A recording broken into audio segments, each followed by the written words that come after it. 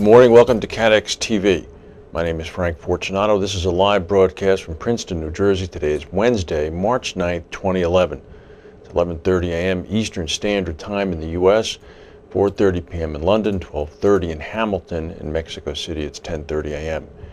If you need to reach us during the broadcast, you can phone in toll-free at 1-866-67-CATEX. Overseas, our AOL instant mail address is CATEX-TV. We're going to go right to our news today. The first item up, we have sort of an angry earth over the past 24 hours. We had a major 7.2 magnitude earthquake hit Japan. It hit about 90 miles east of Tokyo. As you see, there were a number of aftershocks. The quake was powerful enough to sway buildings downtown. It also triggered a tsunami warning, although the tsunami, the first wave that came in, was about 2.5 feet high. The quake struck late on Wednesday morning, Tokyo time. The epicenter was 160 clicks offshore of Tokyo. The tsunami warning was forecast for the main Japanese island of Honshu. A 30-inch wave came ashore. Police have received no reports of any casualties or from the primary aftershock, which was a 5.6 that came 12 minutes later. Tokyo Electric said that their nuclear power plants seemed to be safe. Some of the Shinkansen bullet trains in the region automatically stopped. Also today, there was a 5.2 earthquake off of Phuket. This is the area, you see the big red square in the upper left. This occurred about 3 hours ago. There was also a 5.0 quake near the Chilean-Argentinian border and a 3.2 quake in Southern California. No injuries or damage reported. Well, back to the tragedy unfolding in Libya. Forces loyal to Gaddafi have launched new air raids on the oil port city of Ras Lanuf. They're also closing in on the western city of Azawaya. Fresh reports of rockets landing on Ras Lanuf came this morning. This leads to a growing concern for the city's gas facilities, which if they're bombed could spell disaster for the people living in the area. Al Jazeera is reporting that fighter jets are circling overhead and the rebels are firing back at them. Gaddafi forces have also surrounded the rebel-held western town of Al-Zawaya, close to the Tripolian capital. However, some movement occurs here. 3 of Gaddafi's private planes have taken off from a military airstrip near Tripoli. At least one of them has landed in Cairo. Reportedly is carrying a high-ranking official set for talks with the Arab League.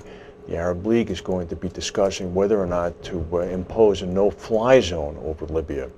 The Libyans have specifically been excluded from this meeting. Meanwhile, the West is wringing its hands, wondering whether they can impose a no-fly zone without alienating the Islamic world. They should listen to the Arab League. We're also getting some reports that 2 of the other planes, of the 3 that took off, are being monitored by NATO. One has been spotted in Swiss airspace and one is over Italy. The Greek Air Force, which intercepted one of the planes flying in Greek airspace en route to Egypt, said that the plane was a Libyan Airlines Falcon 900, normally reserved for Gaddafi's family. Meanwhile, at Lloyd's and in London, policy wording uncertainty coupled with having to comply with different sets of international sanctions means global risk carriers with Libyan exposures are now frantically seeking legal advice. This is from an article in today's Insurance Day by Scott Vincent. The implications of the ongoing unrest are significant for the international insurance market. Since Gaddafi normalized relations with the West several years ago, Libya has been considered politically stable by many insurers. That was when the UN sanctions came off in 2003. However, the events of last May's disturbances in Bangkok, you'll recall the definition, arguments as to whether it was civil unrest or terrorism. Civil unrest is typically covered by insurance, terrorism is not, is possibly going to cause some trouble here. David Shields, head of war and terrorism at the London broker Lockton, said, "One man's terrorism is another man's civil unrest." And the lesson many corporations learned the hard way from the Thailand conflict is the existence of cracks between what is deemed terrorism and what is deemed political violence. Certainly what's going on in Libya is tantamount to a civil war. Meanwhile, in Bermuda, actually in Zurich, Partner Re has said that it expects a loss of 180 million to 240 million US from the February New Zealand earthquake. That will be contained primarily within its catastrophe segment.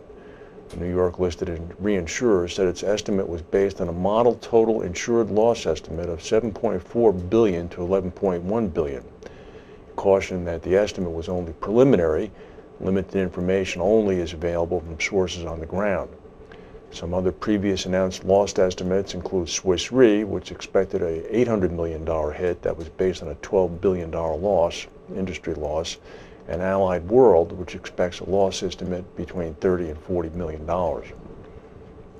The London insurer syndicate Omega has reported a loss after tax for the full year of 2010 of 42.8 million US. This compares with a profit of about 44 million in 2009. The firm's combined ratio jumped to 114.5%. The company decided not to pay out a final dividend for 2010. It's already paid out 6 cents a share during the year. The loss was caused by a series of catastrophes and large single loss risk events. Here's the hit list. Everybody's familiar. The earthquakes in Chile, New Zealand, the Deepwater Horizon oil rig, the Australian floods, and the sinking of the Alban Pearl submersible submarine. The company said that the loss burden was exacerbated by price reductions on premiums. The stock market in New York is down about 22 points right now. We'll go to a word from our sponsors.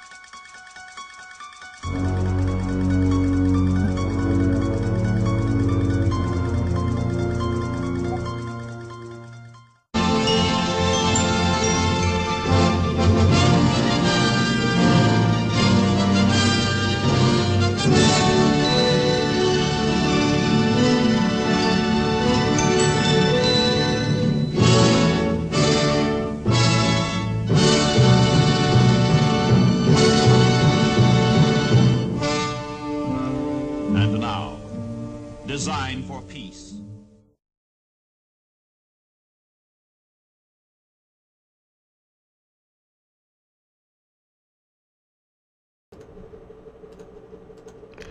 Well, a big check arrived at the Treasury Department yesterday. It was drafted on the AIG account.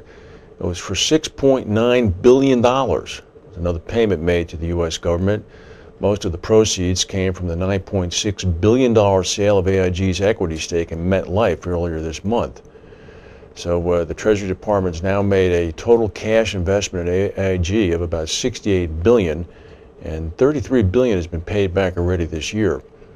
The payment from yesterday's AIG payment now means that $287 billion of the $411 billion that was lent out by the government through the TARP program, that 70% has already been repaid. That's pretty good. Well, a couple of years ago, we reported about a spectacular daylight robbery of the Harry Winston jewelry shop on Rue de Faubourg in Paris. Well, French police have found $25 million worth of the stolen jewels in a drain pipe in Paris. About 19 rings, one worth over $8 million, and 3 sets of earrings were found in a plastic container set in a cement mold inside a drain at a house in Saint-Saint-Denis. How did they find that?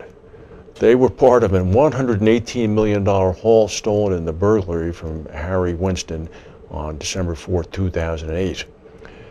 Police have previously recovered some of the stolen rings, necklaces, and watches when 25 people were detained and questioned. 9 people were eventually convicted, and the mastermind has already been sentenced to 15 years in jail. Well, Ulrich Waller, the CEO of Hannover Re, has cause to be smiling. The German reinsurance group has posted a record net income result. Despite major cat losses, these numbers are all in euros. The group's full-year net income increased to 749 million euros from 734 million euros in 2009. The figure included a charge of about 69 million euros from the sale of the company's American subsidiary Clarendon. Net claims rose 176%, all the way up to 662 million euros. This is from 240 million euros in 2009. The projected level for 2010 had been around 500 million euros. The biggest single event, the earthquake in Chile, a net loss burden of about 182 million euros. They also suffered losses from the 2010 New Zealand quake, the Haitian earthquake, the European storm Xynthia, Deepwater Horizon, and numerous flooding events in various parts of the world. Their combined ratio went from 96.6% to 98.2%. That's still pretty darn good. Good for them. The Dutch life insurance company Aegon is in advanced talks with the French reinsurer SCOR over the sale of their U.S. life reinsurance business, Transamerica Re. This is being reported by the FT. SCOR has been looking at the business for a couple of months now, but it's still not sure whether there's any deal to be done, according to one person familiar with the situation. One complicating factor is, of course, Aegon still owes money to the Dutch government as part of its own bailout. Well, in the United States, in New York in particular, here's a picture of Governor Andrew Cuomo, arguably known as a very, very tough regulator. Mr. Cuomo has a plan to combine the Department of Insurance and the Department of Banking and the Department of Consumer Fraud into one giant big agency. The New York Insurance Department is legendary for its work and also very highly respected internationally. New York insurers are expressing some cost and compliance concerns over the governor's plans to effectuate this big merger. In testimony yesterday up in Albany to lawmakers, the New York Insurance Association demanded that the proposals ensure cost efficiency and streamlining of the regulatory landscape. Alan Melchione, president of the association, pointed out that property and casualty and insurers in New York State pay a higher rate of income tax than participants in other areas. She said any cost savings from this consolidation should lessen our tax burden that would lead to more efficient insurance, as well as perhaps induce companies to either move in or not leave. It is a very touchy situation right now because the New York Insurance Department, as I'm sure the New York Banking Department, is waiting on pins and needles for the plan to become reality or not become reality. And I've already seen some high-level departures from the New York Department representing many, many, many years of institutional knowledge. And hopefully some resolution will be seen soon. Well, for the final story, the Aon Benfield Foreign Ministry Office, I guess when you're that big a company, you can throw your weight around and get involved in advising countries specifically to do certain things. Well, Aon Benfield has advised Turkey to take part in the Solvency II protocol coming through the EU. Aon Benfield said that the high growth in the Turkish insurance market made it an ideal time for the country to embrace the new regulation, which is scheduled to be rolled out throughout the EU in 2013. Mark Beckers, head of Aon Benfield Analytics Europe, said that Turkish insurers will reap the benefit of increased transparency. It will allow them to move from a high growth phase and move into the European arena in a very big way. Mr. Beckers admitted that a difficult part of the process for Turkey, should it choose to become Solvency II compliant, would be how to monitor catastrophic risks. Assessing capital requirements under Solvency II is going to require very comprehensive risk modeling. Deciding who's going to design those models and how those models are going to be approached will be a big challenge. Not to mention the fact that we saw last week Bronek Masojeda at Hiscox indicating that some of these applications are going to total about 500,000 pages in length. Actually, excuse me, 5,000 pages in length. So Aon is advising the Turkish insurance industry to submit 5,000-page proposals to the EU to comply with the Solvency II regulations, and then to become aware of the fact that they're going to need some very intensive CAT modeling help. Well, that's very interesting. We do know, of course, that Aon and Willis and Carpenter are also remunerated as a result of consulting fees. So I suppose it's good business all around. That's the news that we have for today. If we have any breaking news, we'll come back and tell you. In the meantime, thank you for watching, and we'll see you tomorrow.